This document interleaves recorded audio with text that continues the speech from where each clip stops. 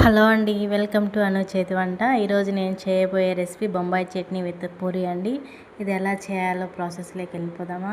ముందుగా ఉల్లిపాయలు, ఉల్లగడ్డలు, పచ్చిమిర్చి వాటర్తో వాష్ చేసుకొని కట్ చేసి పెట్టుకోవాలండి.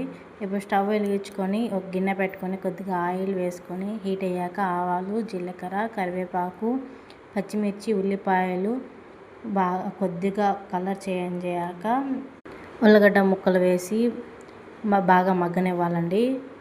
ఇప్పుడు ఒక గిన్నెలో 2 స్పూన్స్ శనగపిండిని ఉండలు లేకుండా వాటర్ పోసి కలుపుకోవాలండి.